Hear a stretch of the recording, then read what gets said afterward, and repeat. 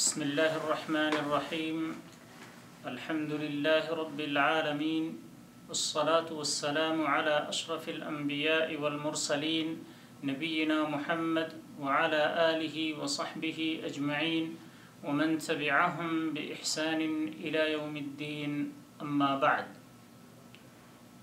گفتگو کا موضوع ہے نماز کا انتظار کرنے کی فضیلت. اس سلسلے میں کئی حدیثیں آئی ہیں، ان میں سے چند حدیثیں گوش گزار کریں. عن ابی ہریرہ رضی اللہ عنہ ان رسول اللہ صلی اللہ علیہ وسلم قال لا يزال احدكم في صلاة ما دامت الصلاة تحبسه لا يمنعه أن ينقلب إلى أهله إلا الصلاة متفق علیہ. ابو ہریرہ رضی اللہ تعالی عنہ سے روایت ہے کہ رسول اللہ صلی اللہ علیہ وسلم نے ارشاد فرمایا، آدمی ہمیشہ نماز ہی میں رہتا ہے جب تک نماز اس کو روکے رکھے، اس کو اپنے گھر والوں کی طرف لوٹنے سے نماز کے سوا کوئی چیز روکنے والی نہ ہو. یہ بخاری اور مسلم کی حدیث ہے. وعنہ رضی اللہ عنہ ان رسول اللہ صلی اللہ علیہ وسلم قال الملائکة تصلی علی احدکم ما دام فی مصلاه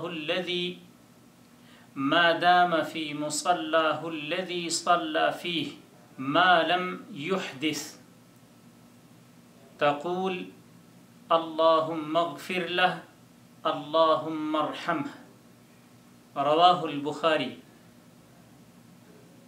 ابو ہریرہ رضی اللہ تعالی عنہ ہی سے روایت ہے کہ رسول اللہ صلی اللہ علیہ وسلم نے فرمایا، فرشتے تمہارے اس آدمی کے حق میں دعا کرتے رہتے ہیں جب تک وہ اس جگہ پر بیٹھا رہتا ہے جہاں اس نے نماز پڑھی ہے، جب تک وہ بے وضو نہ ہو.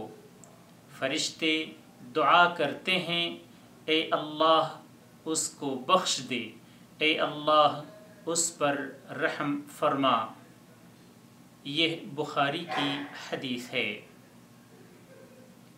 وعن انس رضی اللہ عنہ ان رسول اللہ صلی اللہ علیہ وسلم اخر لیلة صلاة العشاء الى شطر الليل ثم اقبل علينا بوجهه بعدما صلى فقال صلى الناس ورقدوا ولم تزالوا في صلاة منذ انتظرتموها. رواہ البخاری.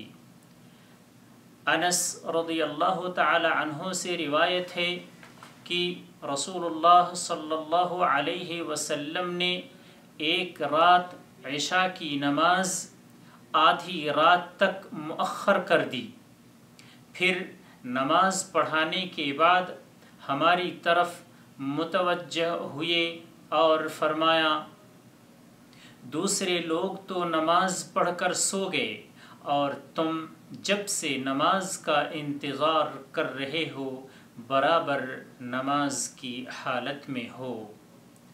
یہ بخاری کی حدیث ہے. واللہ اعلم وصلی اللہ علی نبینا محمد.